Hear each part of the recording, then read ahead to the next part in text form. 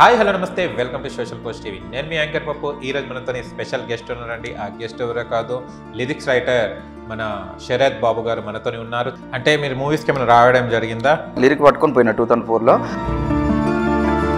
ఆ చిరంజీవి సాంగ్స్ వినుకుంటా ఎందుకు కావచ్చు ఏమో తెలియదు.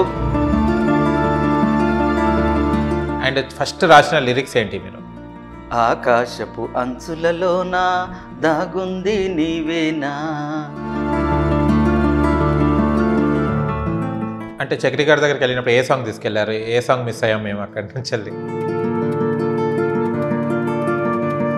అంటే చిన్న పంచాలు ఉండేనా ఇది?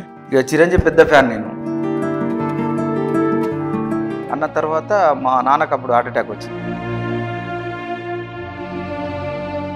చాలా లిరిక్స్ రైటింగ్ రాశారు. ఒకటని కాదండి, చాలా వందల కొద్ది రాయడం జరిగింది.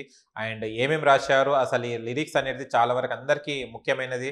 మూవీస్కి అండ్ సాంగ్స్ ఇప్పటికీ ఎంత ఇంపార్టెంటో లిరిక్స్ కూడా అంతే ఇంపార్టెంట్. లిరిక్స్ లేని మనకు సాంగ్స్ లేదు. అలాంటిది శరత్ బాబు గారు చాలా లిరిక్స్ రాశారు. వేటికి రాశారు? షార్ట్ ఫిలిమ్స్కా, లేకుంటే మూవీస్కా, అండ్ లేకుంటే జానపదానికా, ఫోక్స్కా అన్నది సార్ని అడిగి తెలుసుకొని ప్రయత్నిద్దాం. నమస్తే సార్. నమస్కారం సార్. ఎలా ఉన్నారు? బాగున్నాను సార్. ఓకే, ఎక్కడ మీ ప్రాపర్? ఎక్కడ ప్రాపర్ మాది జనగాం డిస్టిక్, కొడకన్ల. కొడకన్లనా మీది? Okay okay. అంటే మీరు ఇప్పుడు ఏం చేస్తున్నారు ప్రజెంట్? ప్రైవేట్ జాబ్ చేస్తున్నాను, ఫార్మసిస్ట్గా. ఓకే. ఇక లిరిక్స్ అనేది నాకు కనీసం చాలా ఇయర్స్ నుంచి రాసుకుంటూ వస్తున్నాను. అంటే చిన్న పంచాలు ఉండేనా ఇది? చిన్నప్పటి నుంచి ఉన్నది సార్.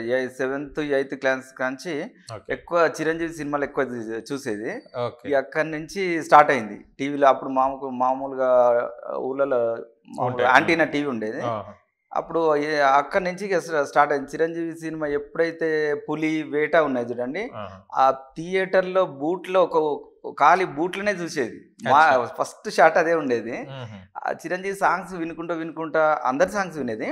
ఎక్కువ చిరంజీవి సాంగ్స్ ఫోకస్ ఎక్కువ చేసేది. ఆ సాంగ్స్ వినుకుంటే ఇక నాలో అభిలాష మొదలైంది. ఇక అభిలాష మొదలయ్యి ఇక అరే మనం ఎందుకు రాయకూడదు అనే ఒక థాట్ వచ్చింది. 7th 8th నుంచి ఇక స్టార్ట్ చేసిన చిన్న చిన్న కవితలు. శ్రీశ్రీ గారి ఎండమూరి వీరేంద్రనాథ్ స్టోరీ అన్న, విజయానికి 7 మెట్లు, అవన్నీ చదువుకుంటూ మెల్లమెల్లగా మన వేటూరు సుందరమూర్తి లిరిక్స్ చాలా వినేవాన్ని. మన చంద్రబోస్ సారి అందరు వినుకుంటే ఇక అది నాకు అబ్బిపోయింది ఆల్రెడీ.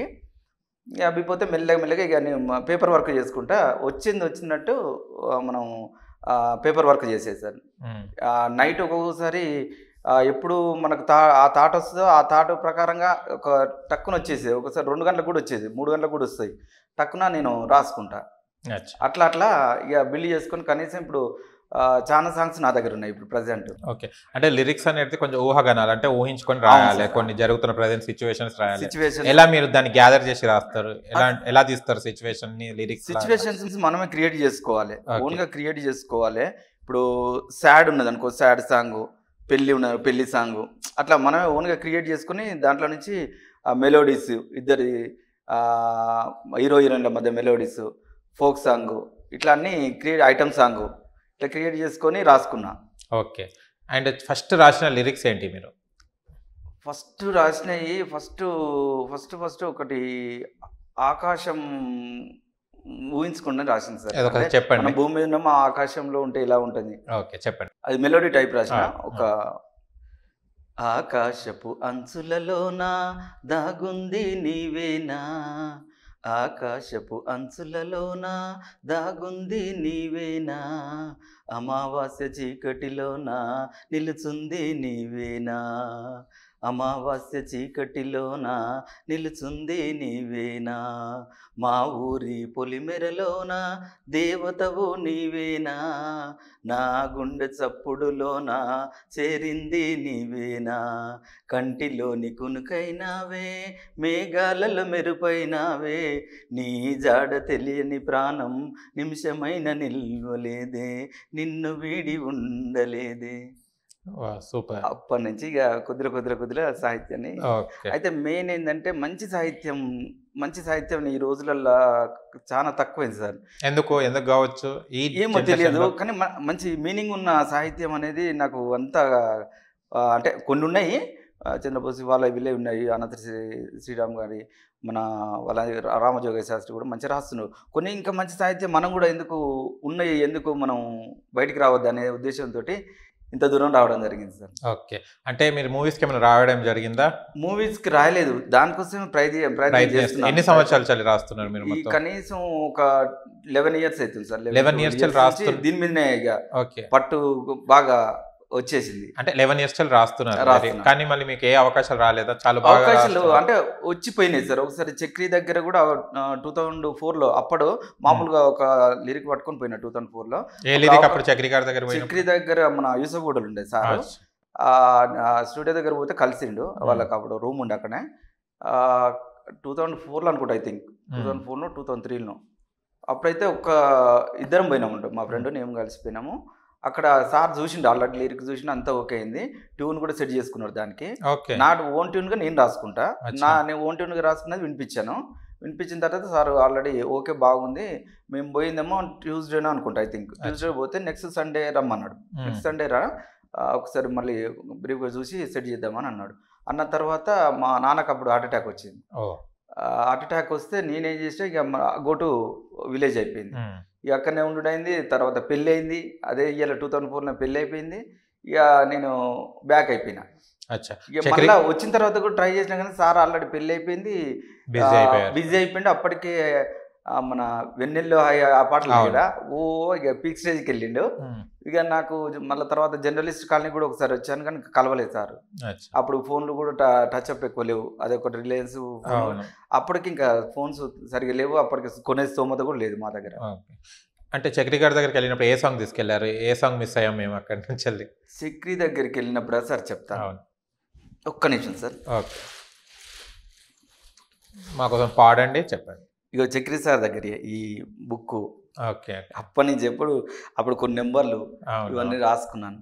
చక్రి గారి దగ్గర ఎలా ఉండే చక్రి సార్ అప్పుడు మాట్లాడిన? సార్ మంచిగా ఉండే, అప్పుడు మామూలుగా చెబ్బి లడ్డుగానే ఉండే, కాకుంటే మంచిగా ఉండే సార్. ఆ తర్వాత ఇంకా లావేండు. అంటే నేను ఆయన ఎట్లుండే రిసీవింగ్? మంచి రిసీవింగ్, చాలా మంచి నైస్ పర్సన్. రిసీవింగ్ ఎవరు వచ్చినా కూడా మంచిగా చేసుకున్నారు. మళ్ళీ వాళ్ళ తమ్ముడు కూడా చేస్తున్నారు కదా మ్యూజిక్, అవి కలవలేదు? వాళ్ళ తమ్ముడు కలవలేదు సార్. ఇక అది ఇక మళ్ళీ నాకు డ్యూటీ బిజీలో నేను డ్యూటీ పోయి వచ్చుడు ఏదో, అందుకే అదే సార్. మీరు కలుస్తారంటే వాళ్ళ తమ్ముడు నెంబర్ ఇస్తాను, మాట్లాడిపిస్తాం మీకు. సరే చక్రి గారు. ఓకే, మళ్ళీ చంద్రబోస్ గారిని వీళ్ళని కలవలేదు? పెద్ద పెద్ద వాళ్ళని చక్రి గారు కలవలేదు సార్. నాకు కోటి గారిని లేదు, వీళ్ళు పడతలేదు, వచ్చిన ప్రాబ్లం. ఇప్పుడు నేను అటు డ్యూటీ బిజీలో ఉంటాను, ఇక ఇప్పుడు మనం పోయిన టైంలో వాళ్ళు ఉండరు, అట్లా అదైతుంది. ఎందుకంటే ఒక్కసారి ఇంత దూరం వచ్చి కనీసం ఒకటి యూట్యూబ్ చేస్తున్నా అందుకే ఆశతోటి వచ్చాను సార్ నేను మెయిన్గా. ఇక చిరంజీవి పెద్ద ఫ్యాన్ నేను, చిరంజీవి సినిమాలు బాగా చూసి. ఎలా ఫీల్ అవుతున్నా? చిరంజీవి గారికి సినిమాలైనా అందరి చిరంజీవి గారికి పద్మ విభూషణ్ వచ్చింది కదా, బాలకృష్ణ, చాలా చాలా కాంగ్రెస్. అది రావాల్సిందే సార్, ఆ కష్టానికి ఆ త్యాగానికి సార్కి రావాల్సిందే. చాలా సాంగ్స్ రాసిన, ఇక ఆకాశపు అంచులను ఇప్పుడు పాడింది. ఇప్పుడు నాకు ఇప్పుడు చక్రి గారి దగ్గర పాడింది కావాలి. చక్రి గారి దగ్గర పాడింది, చక్రి గారి దగ్గర అప్పుడు తీసుకెళ్ళిన ఈ చక్రి గారి దగ్గర పాడిన పాట మెలోడీ. నీ గుండెలో గూడు నేనై ఉంటానే, నీ కళ్ళలో కలను నేనై ఉంటానే, నీ మేనిలో చిన్న అనువై ఉంటానే, నీ కురులలో పువ్వై దాచుకుంటానే, నేనే ఉంటానే నీలో నేనే ఉంటానే, నీ కాలికి పారా నల్లే అంటి ఉంటానే, నిన్నే అంటి ఉంటానే. Wow, super. ఇది ట్యూన్ చేశారు చక్రి గారు? నా ట్యూన్ ప్రకారం నేను చేసుకున్నా, సార్ ప్రకారం సార్ చేసుకున్నాడు. అంత సెట్స్ మీదకి పోయింది. అక్కడ నెక్స్ట్ సండే రమ్మన్నాడు. ఆ తర్వాత మొత్తం బ్యాక్ టు పెవిలియన్ నాకైంది. నాకు హార్ట్ అటాక్ రావడం వల్ల నేను అటు వెళ్ళిపోయినా, సారు బిజీలో, ఇక మనకు పెళ్ళైన తర్వాత బిజీ అయిపోయింది. అట్లా నడుస్తున్నాయి. అప్పటి నుంచి నాకు సాంగ్స్ రాసుకుంటూనే ఉంటున్నా, ఎక్కువ రోజు కూడా ఆపలే. ఓకే, నాకు వచ్చినప్పుడు టకా టకా టకా paper out. Thank you so much, all the best for your future. And ఈ వీడియోస్ చూసిన వారికి ప్రతి ఒక్కరు మీకు అవకాశం ఇవ్వాలని మనస్ఫూర్తిగా కోరుకుంటున్నాను మన ఛానల్ తరపున. Thank you so much. ఓకేనా ఫ్రెండ్స్, చూశారు కదా టాలెంట్ అనేది ఎన్ని సంవత్సరాలు అయినా కూడా టాలెంట్ బయటకు వస్తే ఏదో ఒక చిన్న అవకాశం ఇస్తే నిరూపించుకుంటా అని శరత్ బాబు గారు లిరిక్స్ రైటర్ ఎదురు చూస్తున్నారు. మీకు గనక మా వీడియో నచ్చితే గనక శరత్ బాబు గారికి మా ఛానల్కి కాల్ చేయండి, మేము శరత్ బాబు గారికి ఇన్ఫర్మేషన్ అందిస్తాము. ఆయన అతను కూడా మంచి అవకాశం రావాలని కోరుకుంటున్నాము. అండ్ మీకు గనక మా వీడియో నచ్చి లైక్ చేయండి, షేర్ చేయండి, కామెంట్ చేయండి, సబ్స్క్రైబ్ చేయండి, అక్కడ గంట సింబల్ టంగున కొట్టండి. నేను మీ యాంకర్ పప్పు. Bye bye.